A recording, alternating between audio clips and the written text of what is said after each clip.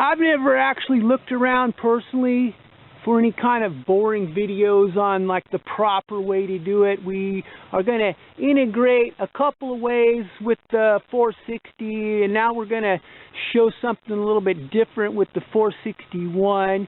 Now this is a coasty chain, so it's not really doing super awesome with this high elevation inland wood, I've noticed, but I put it on because I thought maybe it'd be a little bit rough, but it seems like it's doing all right, just not cutting that great.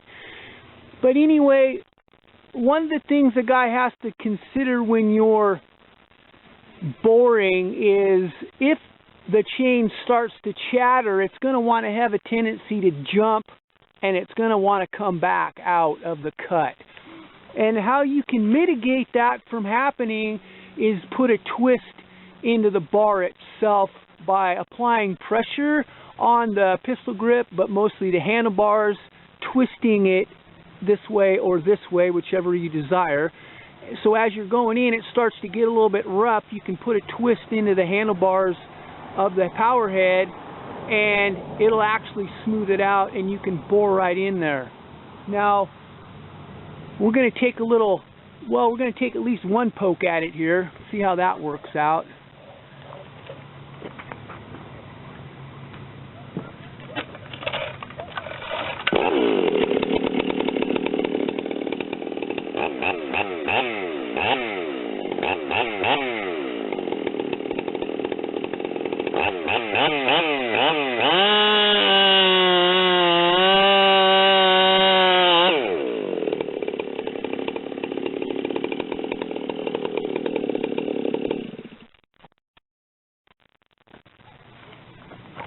So I'm thinking you were able to see I could put a little twist in the handlebars, the power head essentially, and we kind of watched on the 460 how you go past the tip a little bit, more on the length part of the bar, back from the tip 6 to 8 inches, and then pull it back in and then run it in like that. It'll work pretty good, like making that initial start down low while the chain's spinning, coming back in. I like my chains to feed.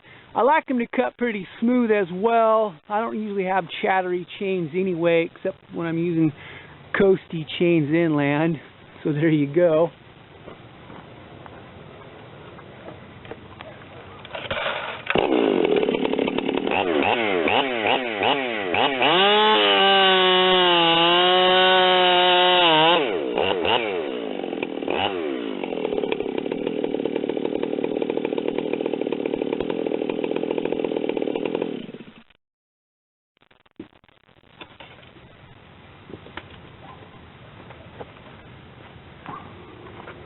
So I'm thinking you can see that it's smooth as silk in that application right there.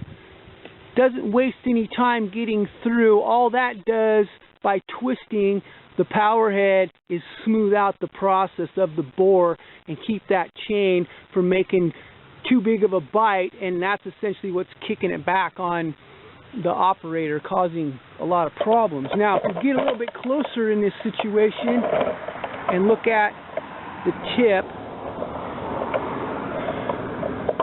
So the diagrams are talking about center line of the bar, straight out, and a vector that comes up.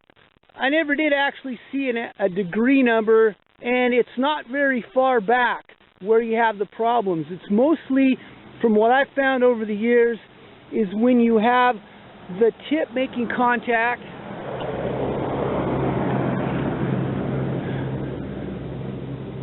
as it starts to roll over. The worst part that I've noticed is like right in here.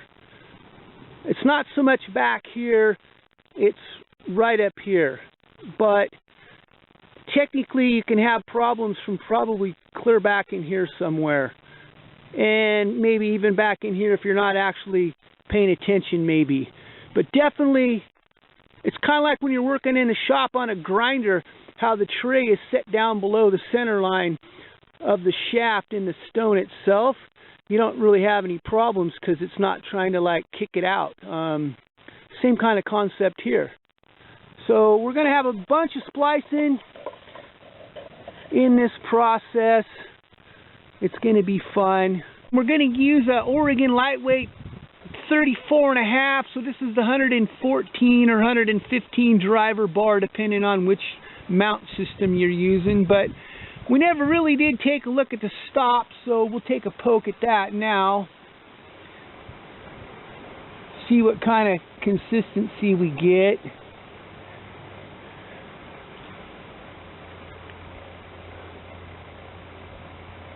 I guess maybe I should be showing what I'm seeing. Let's start that over, I guess. So 52.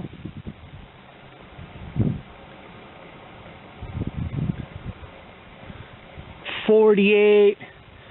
I think I mentioned before that I take these down by hand, so you can't get too close to perfect when you're dealing with hand. 53.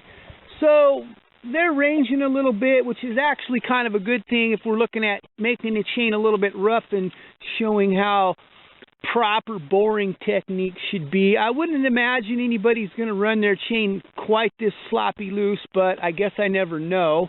And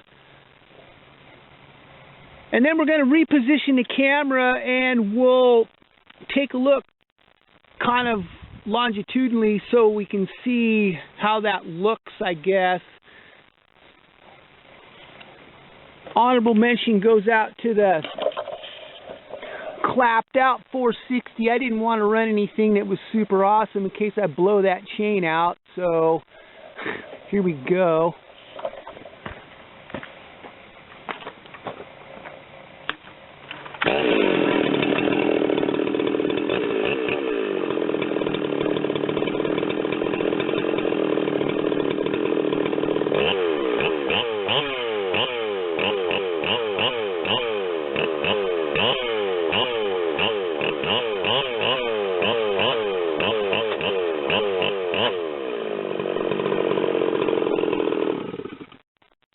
So we can see what happens when we get that tip making contact down in this part of the arc on the top of the tip right there. It wants to kick back in your face. Now I was just kind of idling it because I didn't want it to get too squirrely.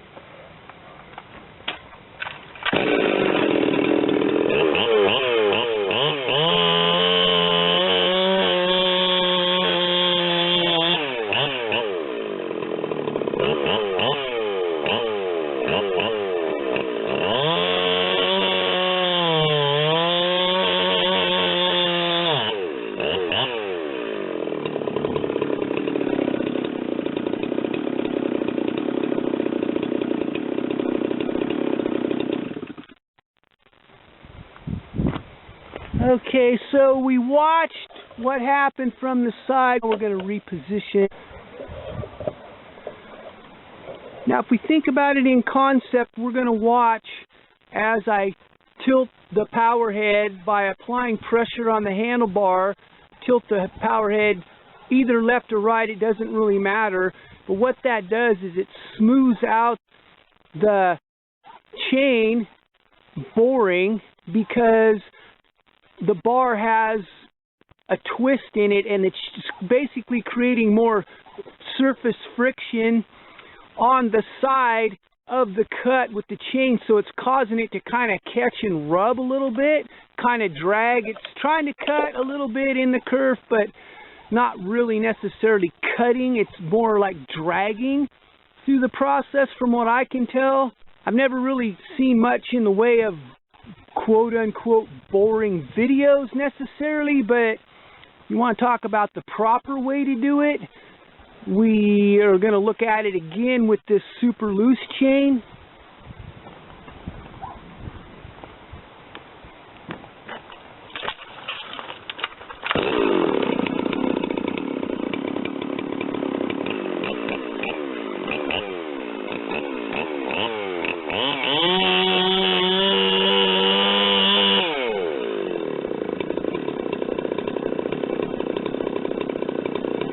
I'm hoping you can see the twist that I put in that bar by applying pressure on the handlebars.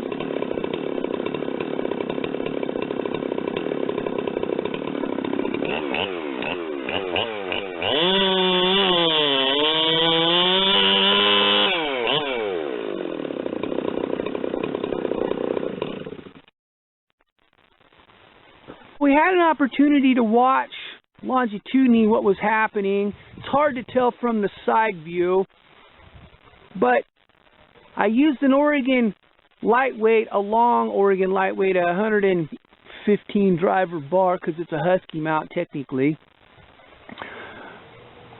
They call it a 36. It measures 34.5. I had to get that lick in there. It's much more pronounced with the long Oregon lightweight bars because they have so much flex to them. Some of the stiffer ones, like the lightweight, they don't allow you to be so pronounced with the twisting part of it, so you can't actually maybe tell that easily.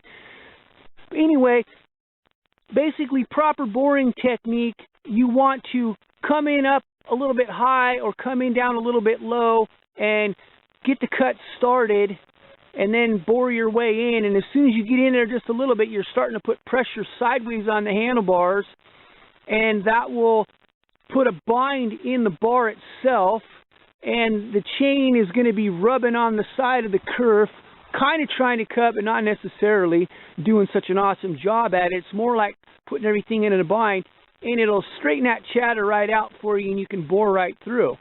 So that's proper boring technique if you want to talk about it and be able to save your skin a little bit. Summing things up, I guess, since we're getting kind of close to running out of daylight, I'm thankful you took the time to stop by and check it out. Hopefully you have a blessed day wherever you might be on God's green earth. Thanks for watching.